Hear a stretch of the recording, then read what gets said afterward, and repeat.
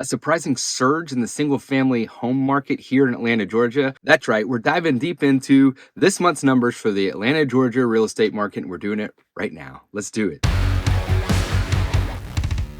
My name is Jonathan McCoy, Keller with Realty, Chattahoochee North. Been a realtor for 12 years and Atlanta native for 45.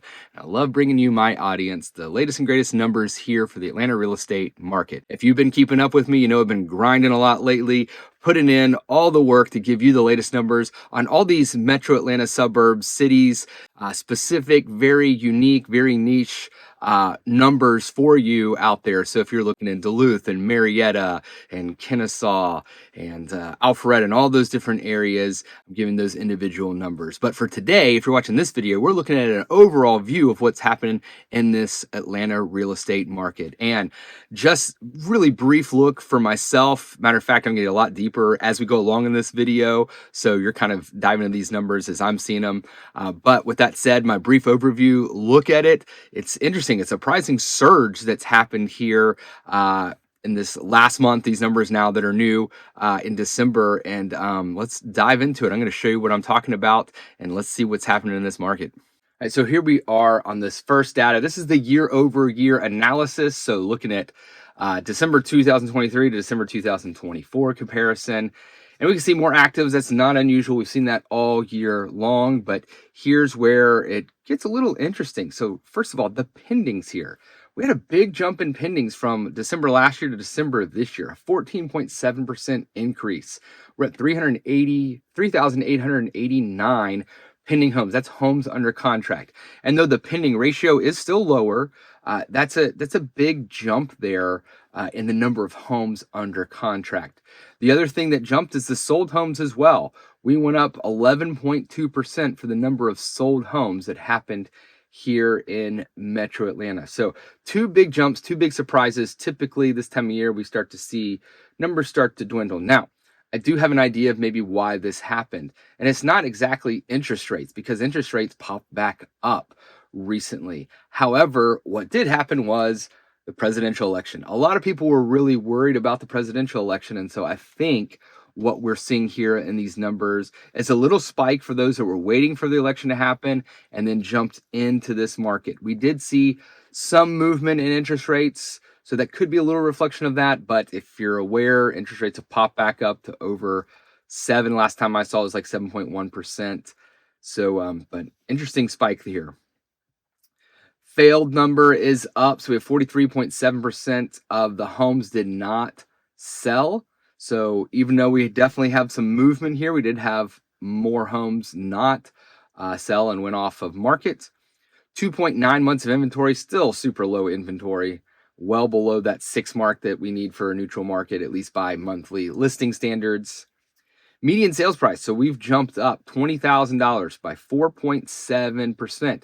If you've been paying attention to inflation, inflation's hovering around that 3% mark. And so with that said, if you factor in even inflation here at 3%, if we're up 4.7, we're still up 1.7% when it comes to equity in the home. So the home market's still outperforming the increase in inflation. So that's good news for anybody that recently purchased a home. Let's see, median sales to list price ratio, we're at 96.2%. So a little less than 4% of the, and that's the median of people are reducing their price to get their home sold. And median days on market, 46. No surprise here, we have a jump in days on market. Just, things happen at a slower rate when it comes to, around Thanksgiving time and Christmas time and all that holiday season stuff. All right, let's move on to the next one. We're looking at the 6-month trend here. So we always see seasonality happening in this. We know if we're looking all the way back to July, the end of the summer, we're going to see more action typically happening there than we see in December. We see usually larger homes in the summertime than we do in the wintertime sell. On average, that can bring the median sales price down. But interesting phenomenon happened here. So I'm just going to jump down to median sales price first. So 475 was what we hit in July of 2024. Went down to 460, no surprise. September 458, October 445. But we had a little jump up in November and it stayed in December. And so these are the surprises here. Typically, we still see this come down, see it still down in January, and then starting in maybe February, start to see this popping back up. Interesting numbers there. Actives going down, not unusual. People just start to sell, if they didn't sell, start to take their homes off the market and wait for the next year unless they absolutely have to. The pendings have, it's interesting here. They kind of stayed steady, dipped a little bit here from, to October, November, December, but it's actually, not that far down from November, December. Typically, we're seeing a bigger dip here in the pending sales than we have in previous months. And then look at the solds. Dip in November, but jump back up here in December. Again, relatively, it's unusual to see this. Typically, once we hit this month, people have stopped. I say people have stopped. Homes are always selling, but a number of people have stopped looking on the market and want to wait till after the holiday season. So good news there.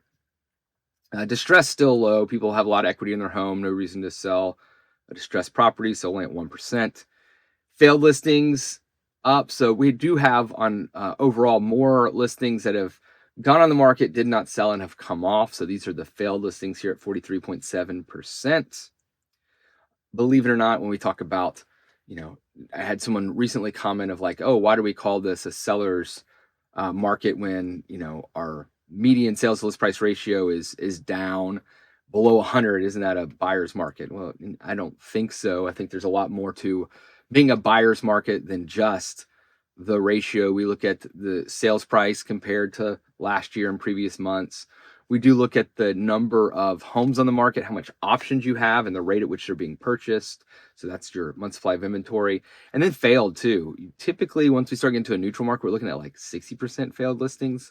When that number gets about that high, typically you're going to see, around 6 months of inventory. So those numbers usually coincide, but not always.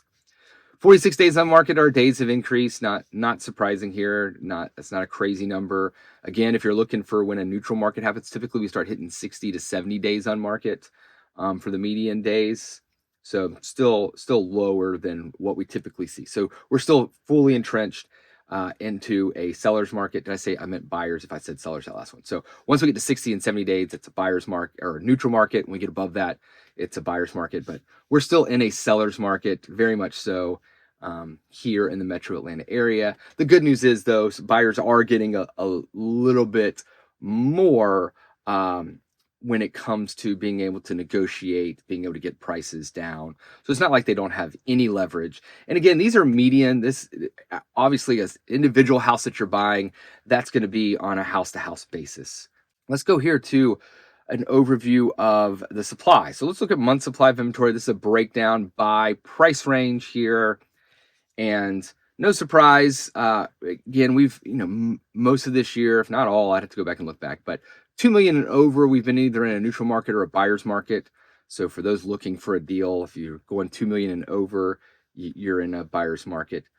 Everything below that's in a seller's. Matter of fact, it's interesting.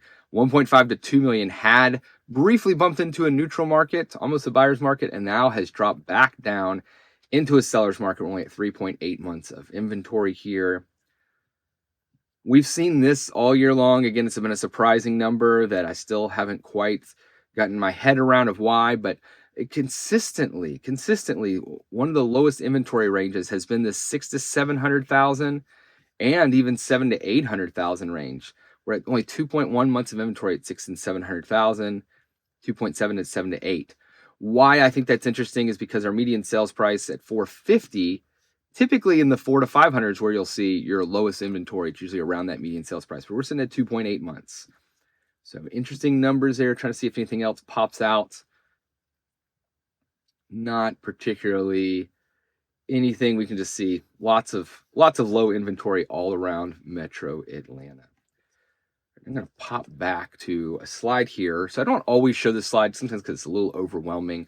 This is a breakdown of price ranges around Metro Atlanta for actives, pendings, and all the numbers I've just previously shared. So not just overall, but the breakdown in these numbers. Now, what I saw a number that I thought was a little surprising in this luxury market, and that's we have 82 pending homes and 63 that sold from 1.5 to 2 million. So that's a bump up that's happening here in this luxury market.